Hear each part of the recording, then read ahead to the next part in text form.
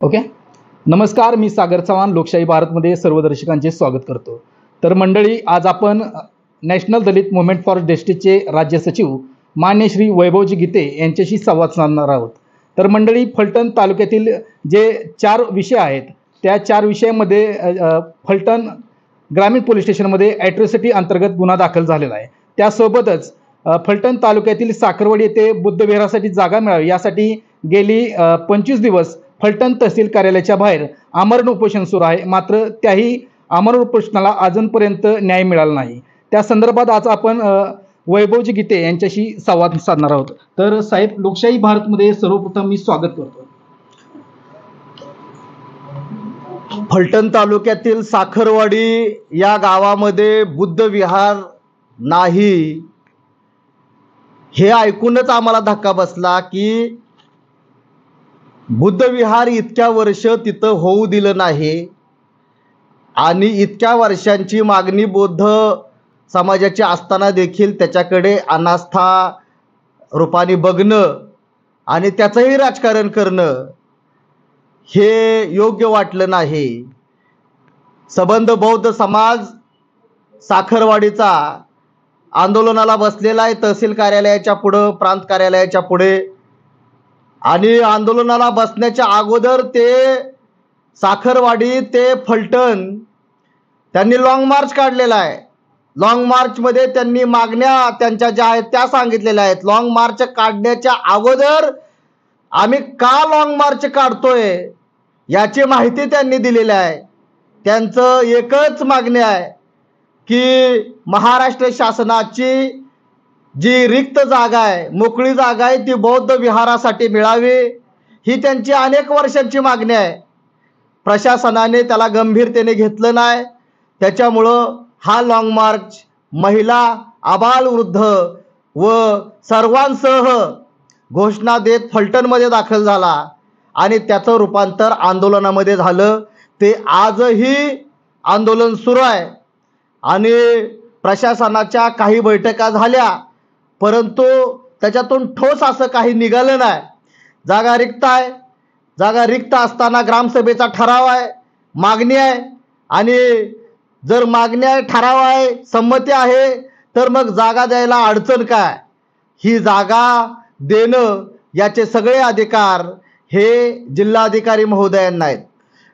22 तारखेला फेब्रुवारीला, 18 तारखेला, 22 तारखेला प्रांत आणि तहसीलदार फलटण यांनी भूमी अभिलेखला एक पत्र काढलेलं आहे की तुम्ही ही जागा मोजणी करा आणि मोजणी करून नकाशासह हद्दी खुणा निश्चित कराव्यात आणि अद्ययावत खुणा करून हा अहवाल आम्हाला पाठवावा. तहसीलदारच्या अंडर भूमिलेख असतो, प्रांत अधिकाऱ्याच्या अंडर तहसीलदार असते.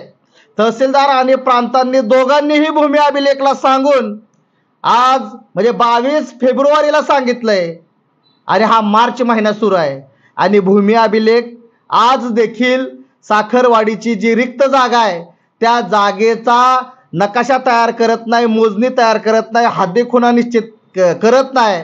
म्हणजे तहसीलदारांनी प्रांतांनी सांगून करत नाही तर मग आता कुणी सांगितल्यावर ते करणार आहे आणि कुणाच्या सांगण्यावरून भूमी अभिलेख असं वागतंय हे सुद्धा पाहणं खूप गरजेचं आहे.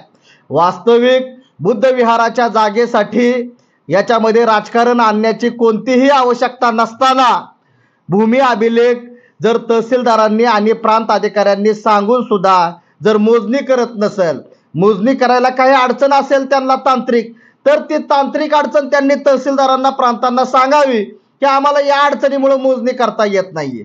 मोजणी करण्यासाठी त्यांना पैशाची आवश्यकता असेल तरी त्यांनी आम्हाला सांगावं की तुम्ही पैसे भरा, आम्ही पैसे भरायला तयार आहे.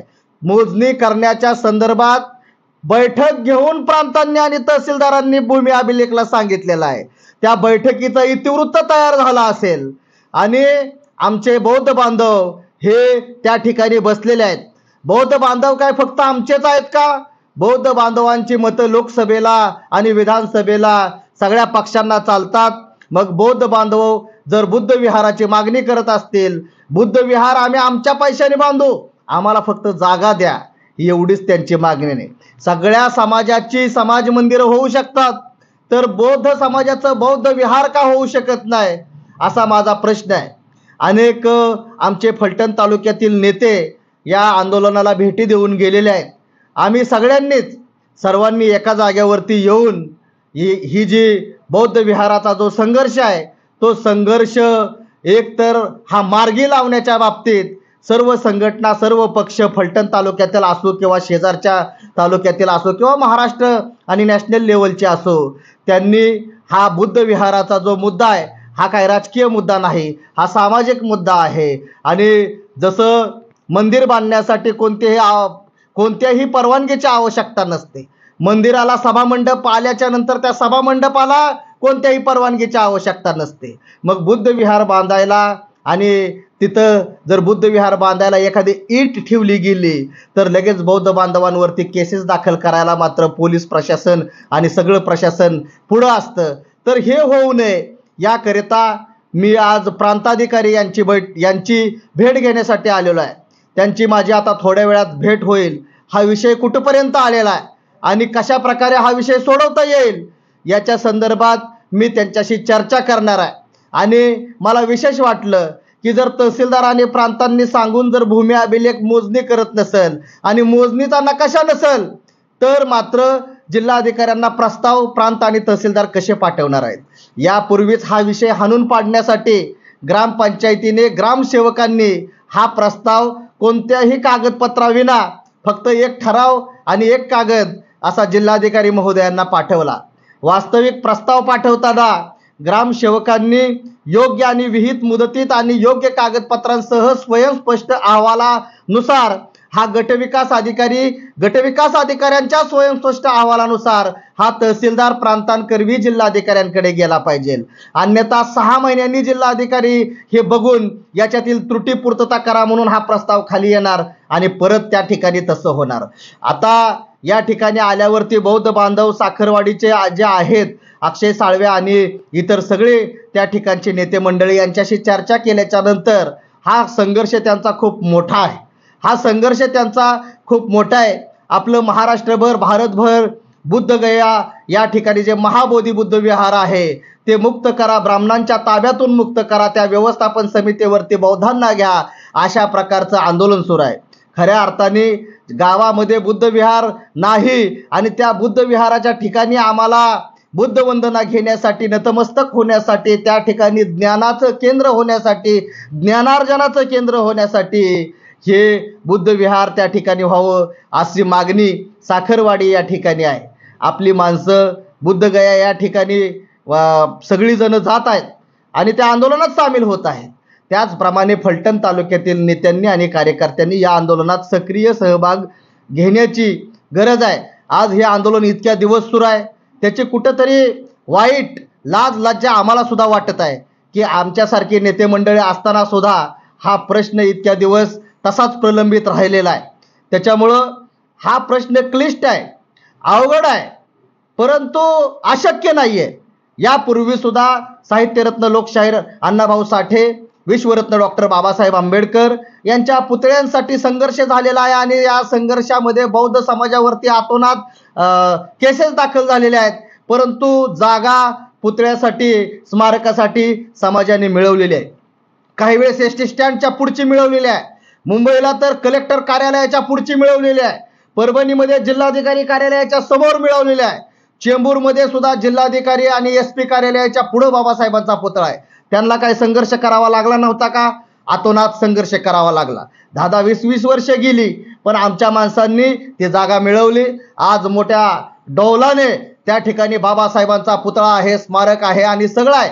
आणि आज साखरवाडी यासारख्या मोठ्या गावामध्ये 150 ते 200 उंबरा तिथं बौद्ध समाजाचा असताना त्या बौद्ध समाजाला जर त्या ठिकाणी बुद्ध विहारासाठी जागा देत नसतील तर ही खूप शर्मेची बाब आहे. ही आमदार, खासदार आणि मंत्री यांना सुद्धा कळलं पाहिजे. मी माझ्या पद्धतीने आता रामदासजी आठवले साहेबांशी संपर्क करण्याचा प्रयत्न करतोय. त्याचबरोबर माढा लोकसभाचे खासदार धैर्यशील मोहिते पाटील यांनाही मी फोनद्वारे संपर्क करणार आहे आणि जिल्हाधिकारी महोदयांना भेटून याच्यातून कसा तोडगा काढता येईल हे बघणार आहे. हे काम एवढं सोपं नाही. सगळ्यांच्या सहकार्यानं, सगळ्या संस्था संघटना आणि आपले जे आंबेडकरी पक्ष आहेत यांनी सगळ्यांनी जर ठरवलं आणि त्यांची ताकद वापरली, सामाजिक राजकीय कौशल्य वापरलं आपापल्या पक्षामधलं, तर हा प्रश्न सुटू शकतो. हा प्रश्न जटिल नाही. जटिल करण्याचा प्रयत्न त्या ग्रामपंचायत मार्फत काही लोक करत आहेत. गावातील सगळीच माणसं आमच्या विरोधात आहेत असं नाही. गावातील एका दुसरा समाजकंटक ज्याला हे नको आहे तो हे सगळं करत आहे. आणि असे समाजकंटक पोलिसांनी ओळखले पाहिजेत, प्रतिबंधात्मक उपाययोजना केल्या पाहिजेत. आज इतक्या दिवसापासून साखरवाडीचं आंदोलन सुरू आहे आणि त्या आंदोलनाचं पडसाद फलटण तालुक्यासह महाराष्ट्रभर उमटणार नाहीत याची दक्षता पोलीस विभागाने, तहसीलदारांनी आणि प्रांतांनी घेणं गरजेचं आहे. त्याच्यामुळं तात्काळ याच्यामध्ये तोडगा काढून ही जागा रिझर्व राखीव बौद्ध समाजाच्या विहारासाठी त्यांनी करावी अशी मी त्यांना विनंती करणार आहे. त्याच्यासाठी आम्ही अक्षय साळवे व त्यांचे जेवढे सहकारी आहेत त्यांचा खरं तर त्यांच्या या आंदोलनाला आम्ही सॅल्यूट करतो, सलाम करतो आणि त्यांच्यासोबत एक खारीचा वाटा म्हणून आम्ही सुद्धा त्यांच्यासोबत थांबणार आहे असं या ठिकाणी सांगतो.